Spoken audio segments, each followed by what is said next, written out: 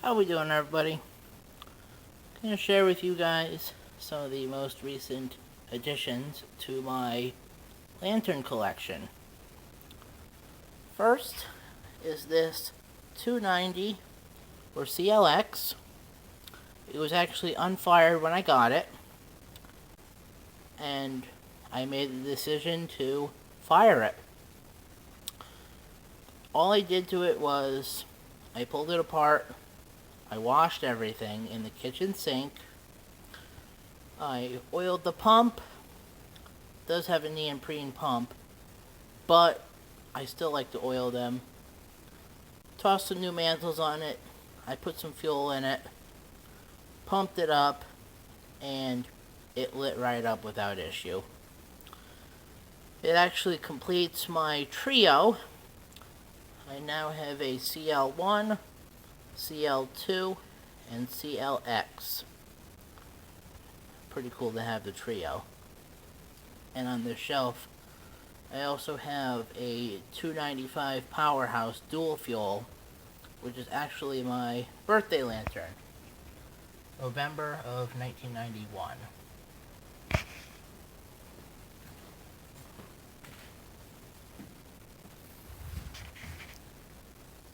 Here we have a beautiful June 1983 220K that was also unfired when I got it. So, I unboxed it. I did have to oil the pump as well. I also had to pull it apart and free up the fuel pin in the fuel air tube, as when I put fuel in it and pumped it up, I wasn't getting any fuel. But once I got that fixed, it lit right up and it runs beautifully. I also did get the box with it, and I got all the paperwork with it too.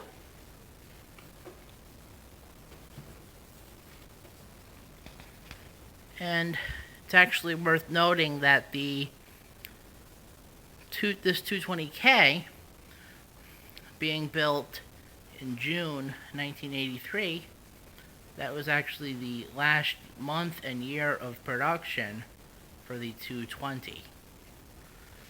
It also brings me one step closer to having the entire 220 lineup, from the 220 slant up into the 220K. I have a 220J right there. Have a 220F. And I also have two 220Es. Next weekend, I am going to be picking up a 220H that should be fairly easy to get going again. So, in the next video, I will show you guys that one. Back to the recent finds, though. We have a Ash Flash 1010 here, which is a little single mantle. Now, it had fuel in it. Fuel smelled pretty good. Mantle was good on it. So when I got it home, I pumped it up, and it lit right up. Pretty damn cool. Now, I am missing the bail.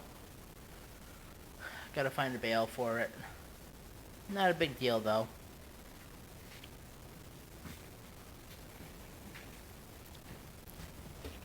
And here we have my two quick lights.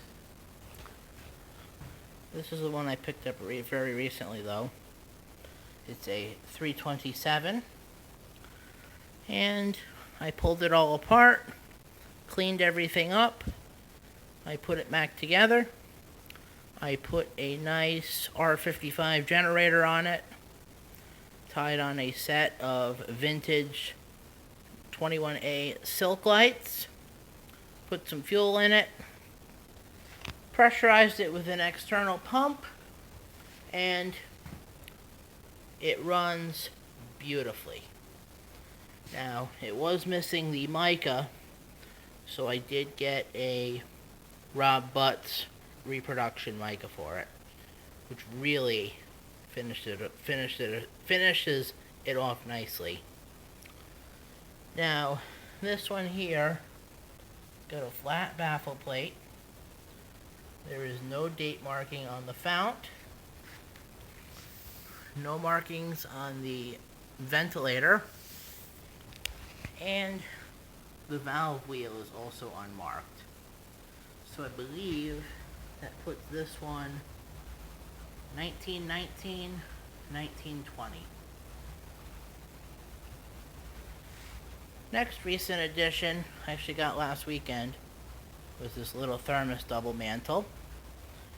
It's in decent shape. I got it for $10 at a local swap meet. And at some point I will get it running. It does have the original thermos globe on it. The valve does turn and the tip cleaner appears to work. So I really just need to repair the pump and hopefully it'll go.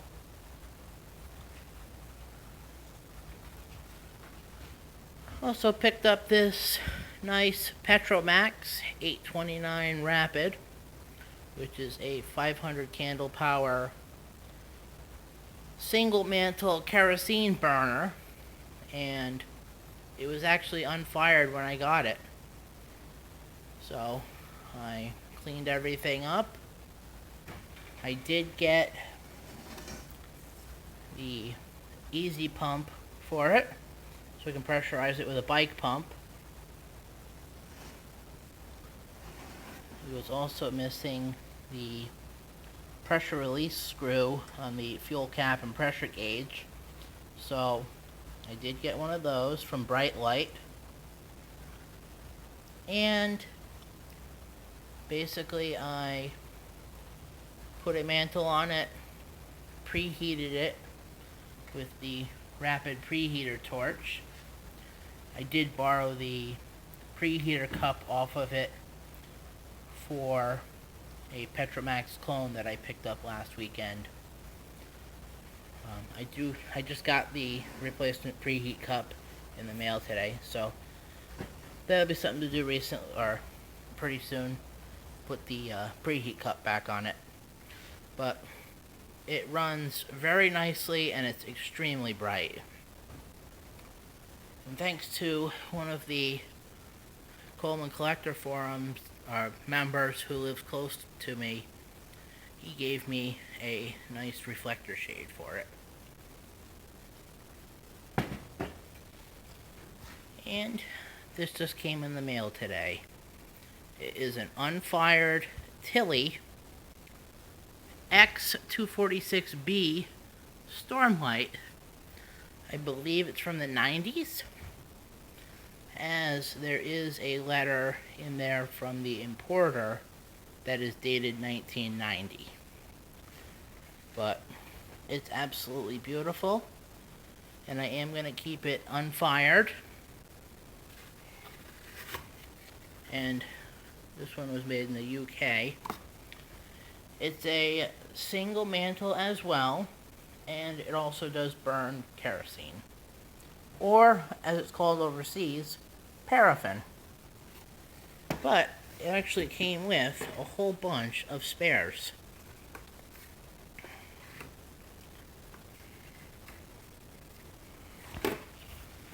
So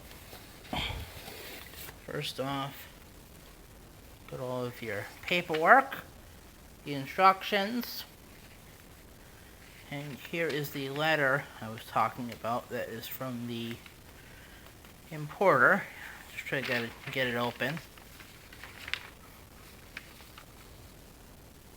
Supplement to Stormlight instructions, and you can see it's dated 1990, and that must have been the importer.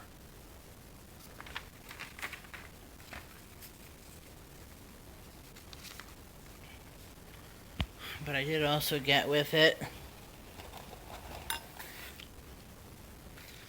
2 Tilly SP1s, which is the service pack, and it contains everything needed to rebuild both the pump as well as the valve, which they call a control cock.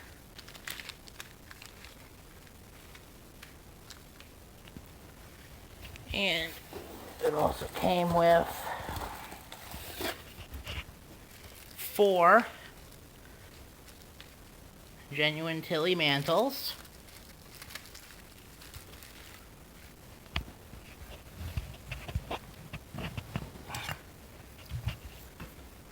the original Tilly filter funnel,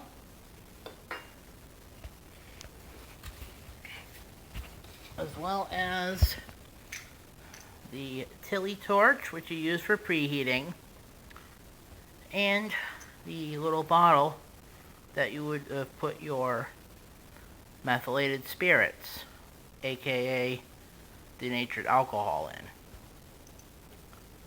And again, all of this stuff will probably remain unused and just preserved. I am going to pick up another one to run, so look for a video on that, hopefully at some point. And as always, thank you for watching. Have a nice day.